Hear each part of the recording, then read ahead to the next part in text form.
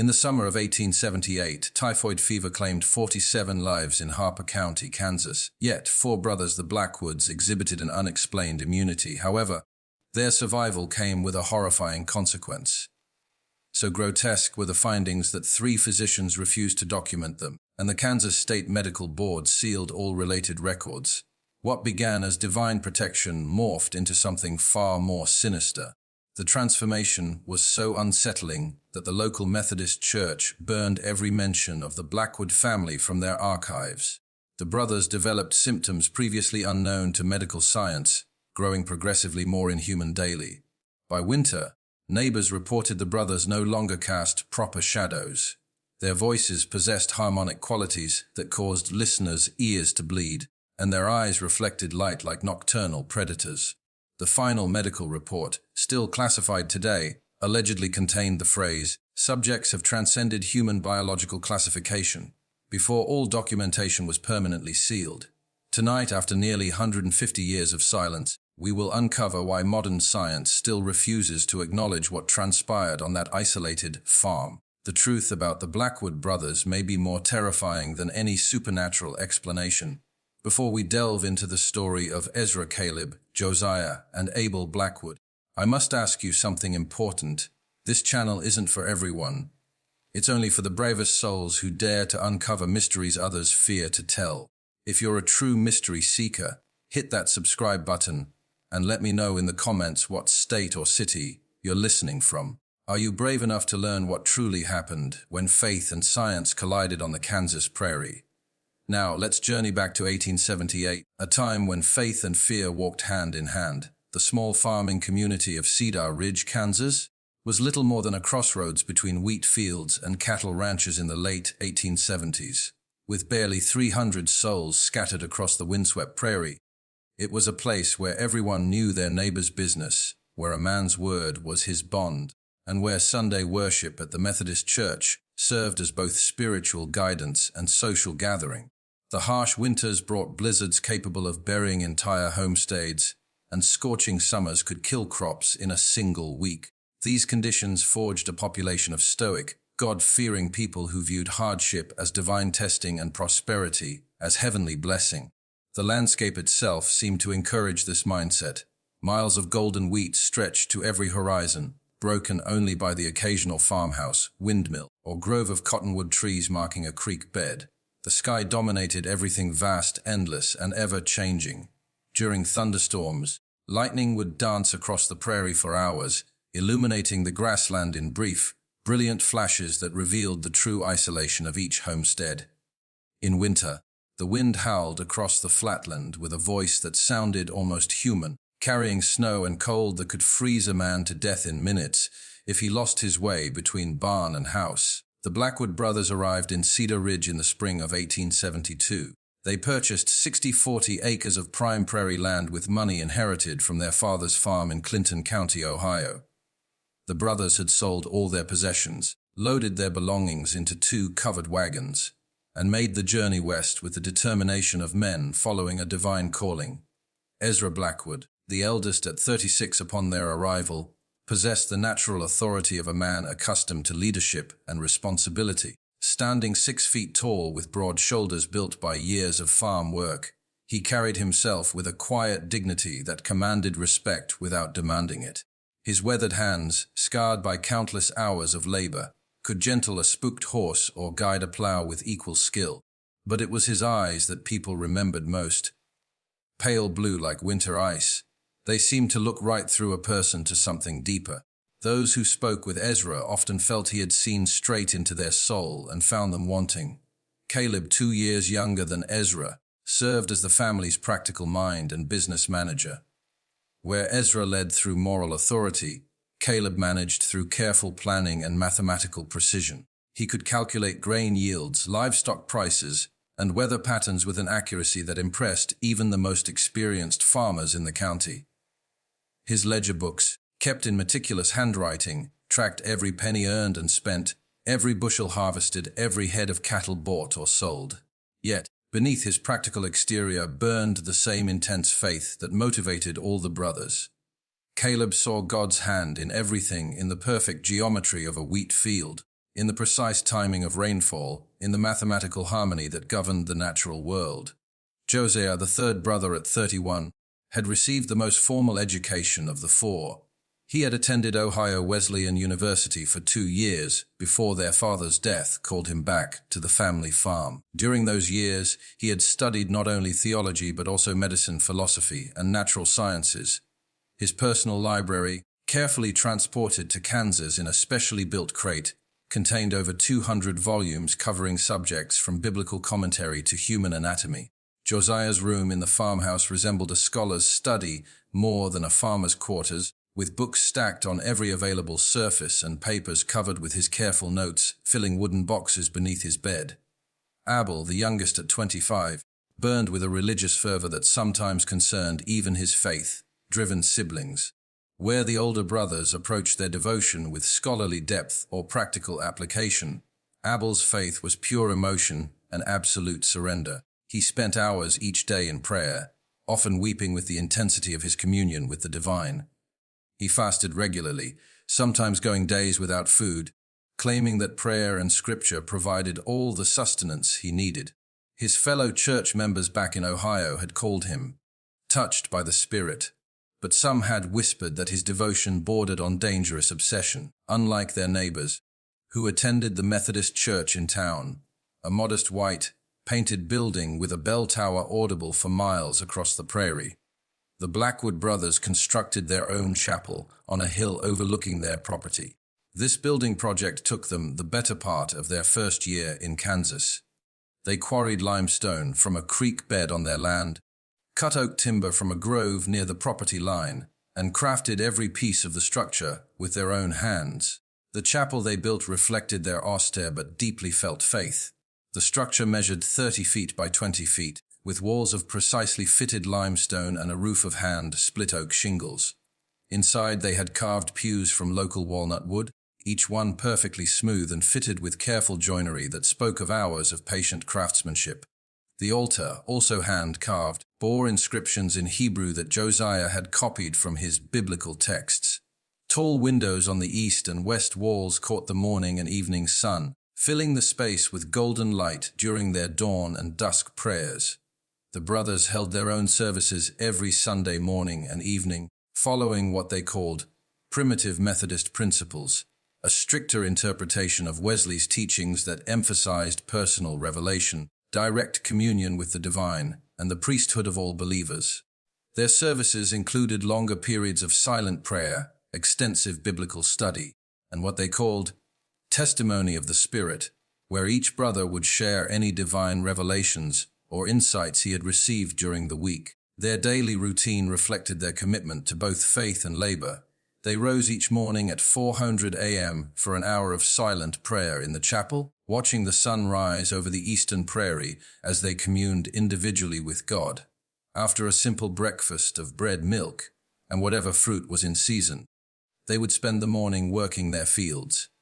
The afternoon hours were devoted to animal care, equipment maintenance, and the countless tasks required to keep a farm operational. But evening was always reserved for spiritual pursuits, Bible study, theological discussion, and group prayer that often lasted until well after midnight.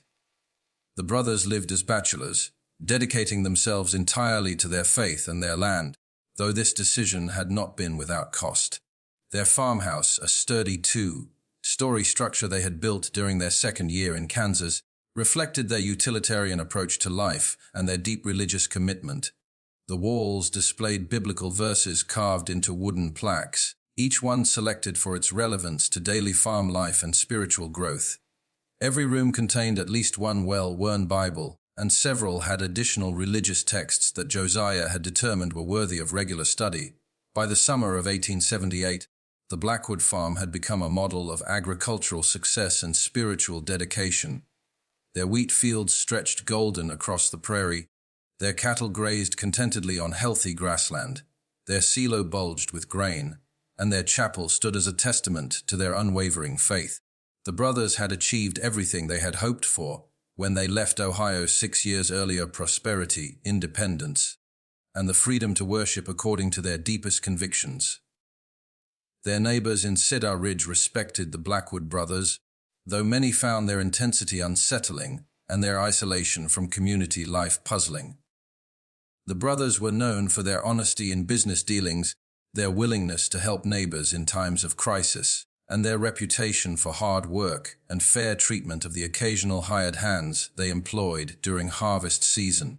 But they were also known for their unwillingness to participate in social gatherings, their refusal to engage in casual conversations, and their habit of evaluating everyone they met with those penetrating blue eyes that seemed to see straight through to a person's soul.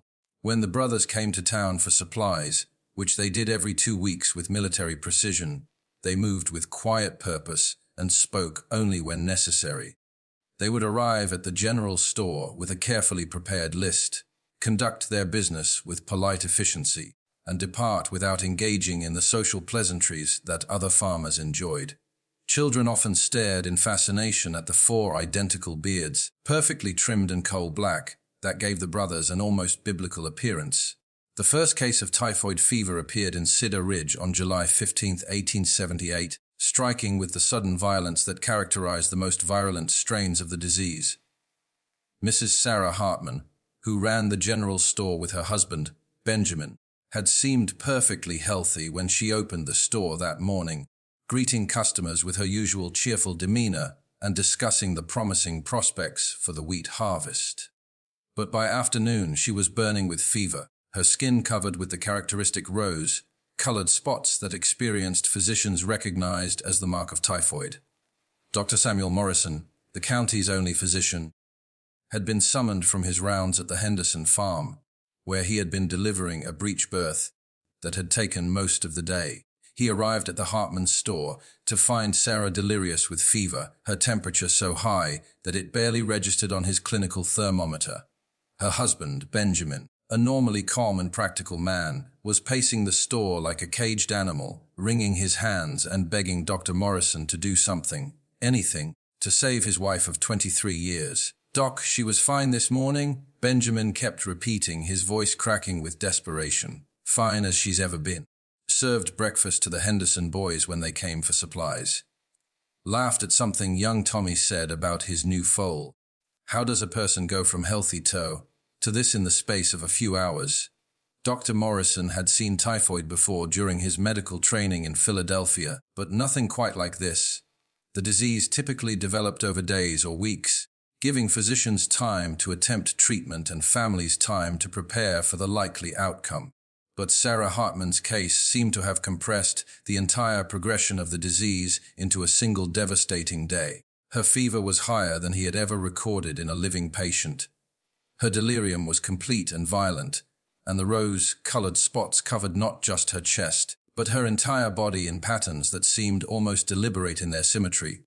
Despite Dr. Morrison's best efforts, cold compresses, laudanum for the pain, and careful monitoring of her vital signs, Sarah Hartman died just after midnight on July 16th.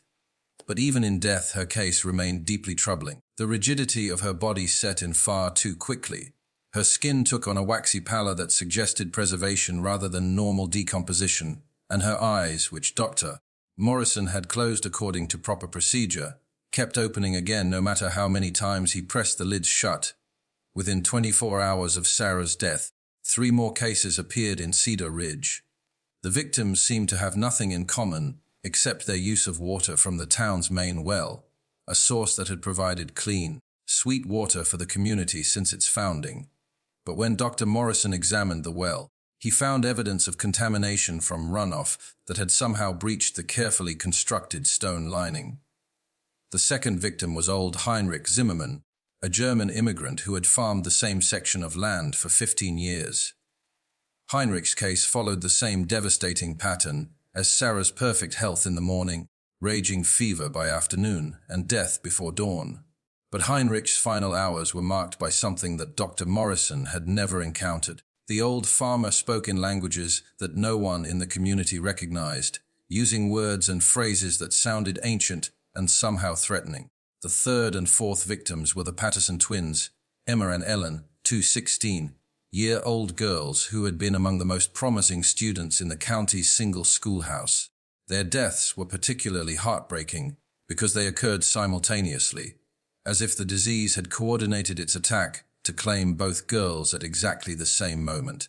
Their father, James Patterson, later told Dr. Morrison that in their final delirium, the twins had spoken in perfect unison, reciting what sounded like prayers in a language that resembled Latin, but contained sounds that human throats should not have been able to produce.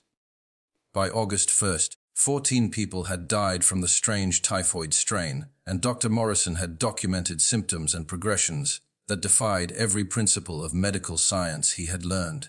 The victims all died within 24 hours of showing symptoms.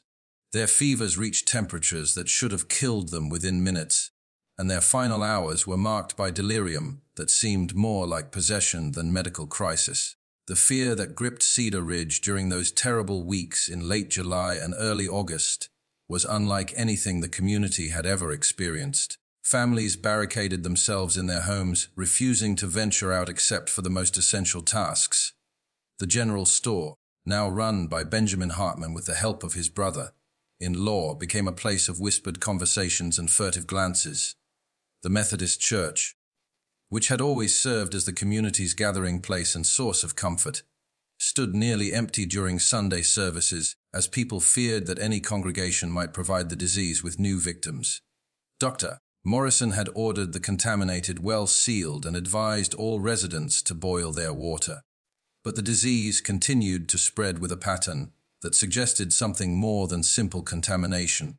The victims seemed to be chosen according to some logic that had nothing to do with their exposure to the well water or their proximity to previous cases. Some families lost every member, while neighboring households remained completely healthy. It was against this backdrop of terror and confusion that the Blackwood brothers made their fateful decision to involve themselves in the crisis. The brothers had remained isolated on their farm during the early weeks of the epidemic, following their usual practice of avoiding unnecessary contact with the town and its residents. But on August 10th, Josiah announced to his brothers that he had received what he believed was a divine revelation calling them to action. "I have prayed for guidance," Josiah told his brothers as they gathered for their evening meal, "and the Lord has shown me that this pestilence is a test, not just of the community's faith, but of our own worthiness to serve as his instruments. We have been preserved from the disease not for our own safety, but so that we might demonstrate the power of true faith in the face of ultimate trial." The decision, once made, was implemented with the same methodical precision that characterized everything the brothers did. On August 11th, Josiah traveled to town to offer their assistance to Dr. Morrison and to volunteer their services in caring for the sick. But his real purpose, which he revealed only to his brothers, was to place himself in direct contact with the disease, to invite it to test his faith and prove his worthiness as an instrument of divine will. Josiah's first stop was the home of Thomas Fletcher, the local blacksmith, whose 8-year-old son, Timothy, had fallen ill the previous night. The boy was burning with fever, his small body racked with convulsions that his parents were powerless to stop. When Josiah arrived, he found the Fletcher family gathered around Timothy's bed, praying desperately for divine intervention. What happened next would be remembered differently by everyone who witnessed it, but all agreed that Josiah's actions were both deeply moving and somehow disturbing. The youngest Blackwood brother knelt beside Timothy's bed and placed his hands on the boy's hot forehead. But instead of offering a conventional prayer for the child's recovery, Josiah spoke words that would haunt everyone present. "Lord God." Josiah prayed, his voice carrying across the small bedroom with unusual resonance. "If this child must suffer for reasons known only to your divine wisdom, then let that suffering pass through me and my brothers. Let us bear what he cannot bear, experience what he should not experience, and become whatever we must become to serve your mysterious purposes. Take this innocent life and spare it through our willing sacrifice." As Josiah spoke, his hands seemed to grow warm against Timothy's forehead, and the boy's convulsions gradually subsided. The fever that had been consuming the child's small body began to break, and for the first time in hours, Timothy Fletcher opened his eyes and spoke in his normal voice, asking for water and complaining of hunger. The transformation was so dramatic and sudden that Thomas Fletcher fell to his knees, praising God for the miracle that had saved his son. But those who watched Josiah during those crucial minutes noticed changes that were far more subtle, but somehow more disturbing than Timothy's recovery. As the boy's fever broke, Josiah's own skin had taken on a flush that suggested his body temperature was rising. His eyes, normally the same pale blue that characterized all the Blackwood brothers, began to show flecks of gold that seemed to move and shift like liquid metal. When Josiah finally stood up from Timothy's bedside, he moved with the careful precision of a man who was fighting to maintain control over his own body. Dr. Morrison, who had been summoned to witness what the Fletchers were calling a miracle, examined both Timothy and Josiah with growing confusion and concern. The boy showed no trace of typhoid fever, but Josiah displayed early symptoms that were already progressing far more rapidly than should have been medically possible. Over the following 2 days, Josiah visited every household that had been touched by the epidemic, offering prayers and spiritual comfort to the bereaved families. At each stop, he repeated the same ritual, placing his hands on the heads of the sick and praying for their suffering to be transferred to himself and his brothers. The results were remarkable and terrifying in equal measure. In household after household, fever-stricken victims experienced sudden and complete recoveries. But with each healing, Josiah's own condition deteriorated more rapidly. By August 13th, when he finally returned to the Blackwood farm, Josiah was burning with fever and displaying symptoms that no medical textbook had ever described. But the most disturbing aspect was his continued insistence that everything was proceeding according to divine plan. Even as his fever climbed to temperatures that should have killed him, he spoke with perfect clarity about the sacred nature of his transformation. "This is not sickness," he told his increasingly concerned brothers. "This is purification. The Lord is burning away everything in me that is merely human so that what remains will be worthy of the eternal work he has planned for us." Within hours, all 4 Blackwood brothers had begun displaying the same symptoms that had transformed Josiah. But their collective transformation would prove to be even more disturbing than anyone could have imagined. Dr. Morrison's first examination of the Blackwood brothers on August 18, 1878, would become the most significant and troubling case of his medical career. The August heat was oppressive as Dr. Morrison guided his horse cart up the winding dirt road that led to the Blackwood farm. The prairie grass on either side of the path had turned brown from weeks without rain, and the air shimmered with heat waves that made the distant farmhouse seem to float like a mirage. But as he approached the property, Morrison noticed details that struck him as oddly out of place. The brothers' wheat fields, which should have been suffering from the drought like every other farm in the county, stood tall and green as if they had been receiving regular rainfall. The cattle in the pastures appeared healthy and well fed, despite the fact that grazing had become difficult throughout the region. When Morrison knocked on the farmhouse door, it was opened by Ezra. But the eldest brother's appearance immediately struck the doctor as profoundly wrong. Ezra's skin had taken on a translucent quality that revealed the network of blood vessels beneath. But the blood that flowed through those vessels was not the normal red of human circulation. Instead, it possessed a golden luminescence that seemed to pulse with its own internal rhythm. "Dr. Morrison?" Ezra said, and his voice carried the authority Morrison remembered. But it was amplified and enriched with harmonic overtones that made every word seem to resonate directly in the listener's chest cavity. "We have been expecting you. Our transformation is nearly complete, and we require your witness to ensure that others will understand what has occurred here." Morrison found the 4 brothers arranged in the main room of the farmhouse, their bodies positioned with mathematical precision that suggested careful planning rather than random placement. They were alive, their chests rose and fell with breathing. Their eyes tracked Morrison's movement, but they had been transformed in ways that challenged his understanding of human physiology. "Their vital signs are impossible," Morrison wrote in his private journal that night. "Isra's temperature registered 107°, yet he sits upright and speaks with perfect clarity. Caleb's pulse is so slow I can barely detect it, yet he moves with normal energy.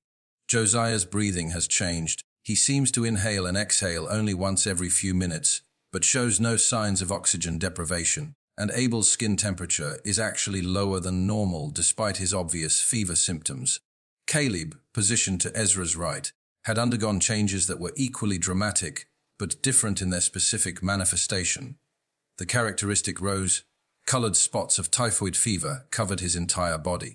But instead of the random pattern typical of the disease, they had arranged themselves into complex geometric designs that resembled mathematical equations written in flesh and blood.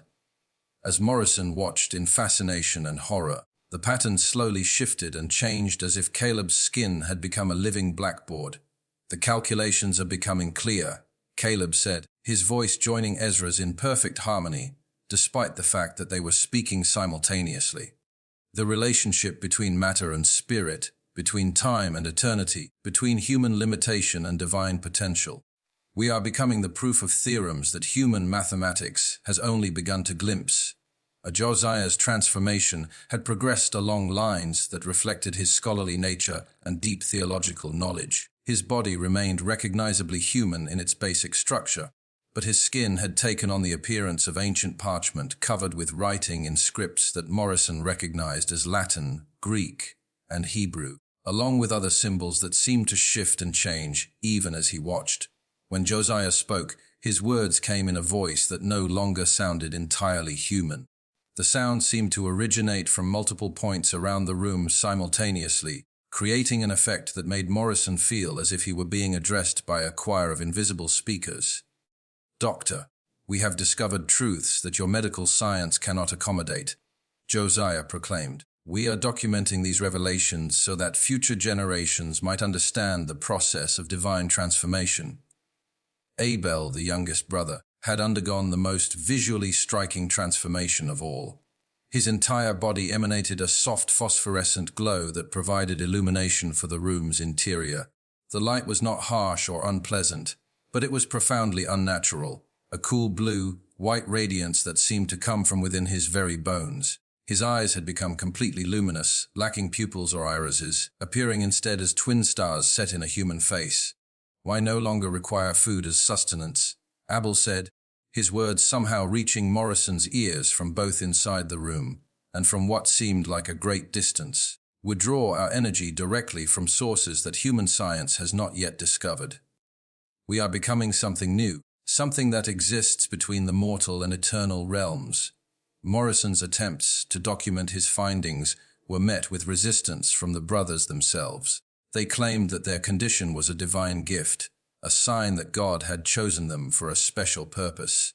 They spoke of being refined by holy fire and transformed into vessels worthy of the Lord's work.